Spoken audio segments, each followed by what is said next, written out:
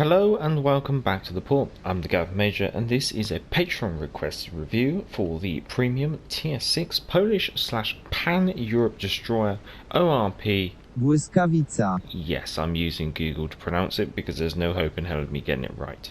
Now, Błyskawica was the second of the Grom class and Dracophonel does have a guide which is 7 minutes and 17 seconds long, and that'll be carded top right now but also on the end screen. And these destroyers, the pair of them, were built in Britain. Błyskawica Was launched in 1936, and she survives as a museum ship in Poland, and a link to which is going to be down in the description.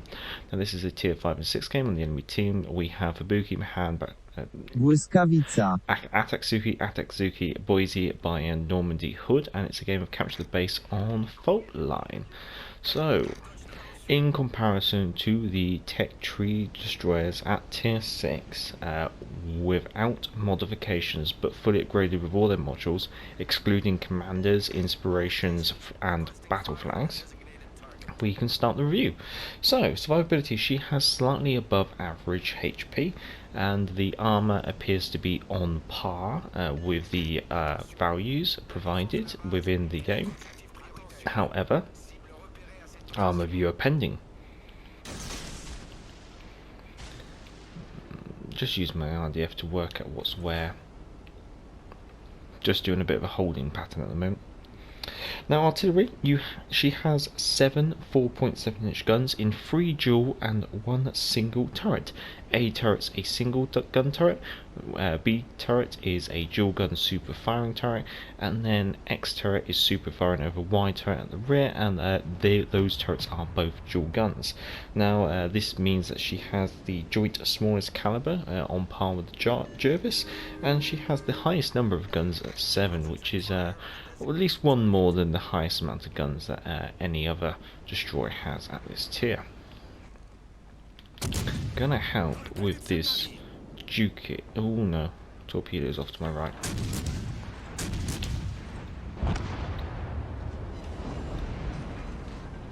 I think we found the gap.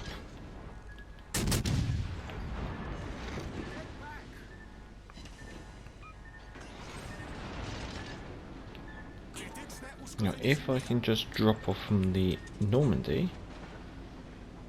Oh.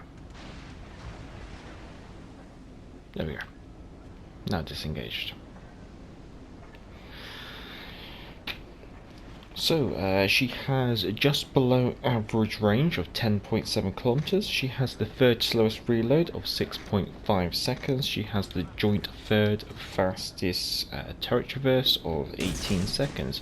She has just below average high explosive shell damage, and she has an above average fire chance for her high explosive shells.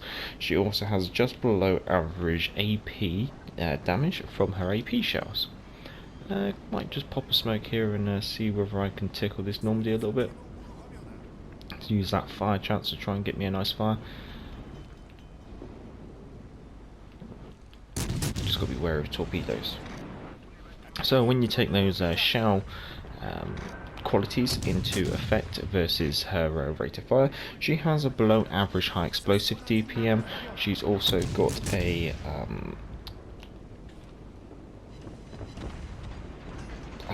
third highest fires per minute at 5.2, and she has a below average AP DPM. Going on to the torpedoes, she has 2 triple launchers on the center line, and these have the fastest launcher reload of 70 seconds. They've also got the fastest reload per tube, which is approximately 18 seconds. She is the joint second lowest torpedo damage on par with the mass, and she has an average range of 8 kilometers. Now these torpedoes have a detectability of 1.2 kilometers and a slow speed of 57 knots. However, it does mean that the enemies will have a slightly above average time to respond to incoming torpedoes. But this response time is very much on par with the Jervis.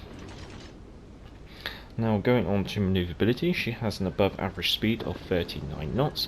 She has a smaller than average turning circle of 610 meters, and she has the slowest rudder shift of 5.8 seconds. Concealment wise, her detectability by sea is 7.1 kilometers, which is slightly above average. However, her detectability from the air and her detectability while firing the smoke are pretty much average for the tier. Now, down in the description will be the commander build and the modules chosen for this review. However, I should let you know that I have taken Aiming Systems Module 1, Steering Gears Module 2 and Concealment Module 1. Consumables wise, and you're looking at having 2 engine boosts. These will improve your speed by 8%. For 120 seconds, taking your base speed from 39 knots to 42.12 knots. However, this has a 180-second reload. You also have 2 smokescreens. These have a 20-second duration. That's how long the smokescreen is going to take to lay. It also has a 85-second dispersion. That's how long your smokescreen is going to sit around for. And you also have a 240-second reload on that.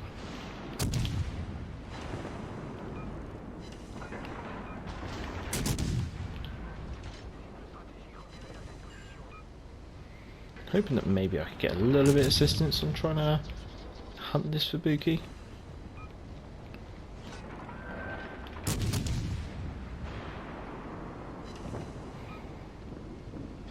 Thankfully the cruiser has actually thrown his weight in, which has been quite helpful.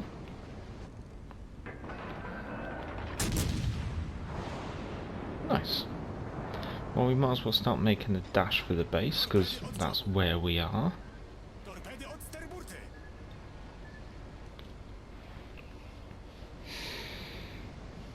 When it comes to the smokescreens, they're basically exactly the same as the one that comes on the Minsk and on the Akatsuki. One thing I wanted to mention was going back to the DPM regarding the guns. The high explosive DPM is basically between the MAS and the Vakrelin, and the AP DPM is between the Akatsuki and the Minsk. Now, justifications for the modules. I want to just mention that steering gears is chosen simply because that's really slow rudder shift. Otherwise, I'd normally take propulsion mods. And the concealment system, although it would be very tempting to go double steering gears on this, I kind of feel you have to go for concealment systems simply because you are playing that concealment game.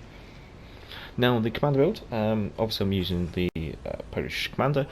He'll be appearing on screen now. Now, he appears to be quite a generic commander when it comes to his skills. Nothing super special. It seems like his special source, I guess you could say, is his base trait.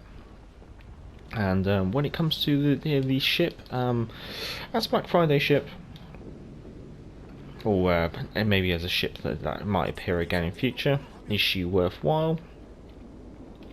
The ship's alright. I'll give it that. There's nothing. She's not outstanding amazing, but she's not. She doesn't really fall short anyway.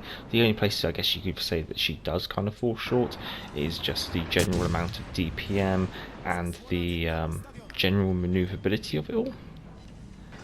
However, with that really rapid torpedo reload, which is quite nice, it does keep you going. One thing to always mention is that with that torpedo range being only 8 kilometers, it does mean that you have that same kind of issue that you have with the Jervis, in that you in order to be able to torpedo something, sometimes you have to be within radar range of the radar cruisers at tier 6 and tier 7, and even tier 5 if you include the Bedoini.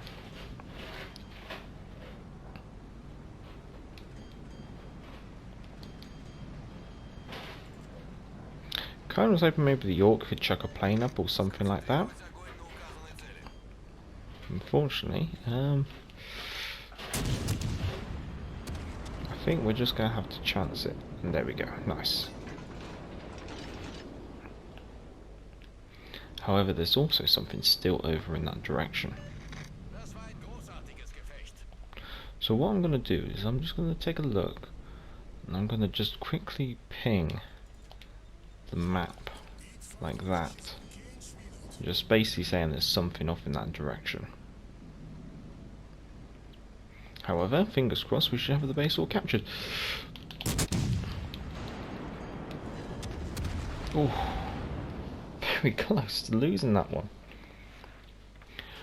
Let's see, where are we with the end scores? Got ourselves 23,000 damage, nothing special. No torpedo hits, amusingly, even though she's got that really fast torpedo reload, which means she can chuck a lot of torpedoes out.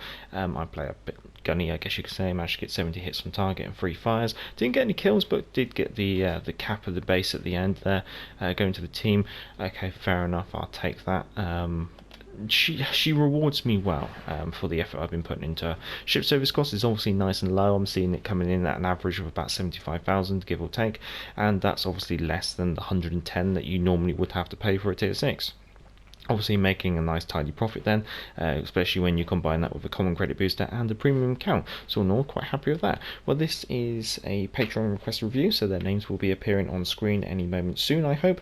And if you have enjoyed it, feel free to give it a thumbs up. If you enjoy this kind of content, feel free to subscribe. And if you are already a subscriber, I say thank you very much, guys and girls. It's always much appreciated for your continued comments, contributions and support. If you'd like to send in any of your own game captures, then our email address is down in the description, along with the command build and the modules used during this game. Also the link to Patreon if you wish to support the channel on Patreon and have your name featuring as per these lovely, jubbly people. Until next time, I'm the Gareth Major, and back to the port.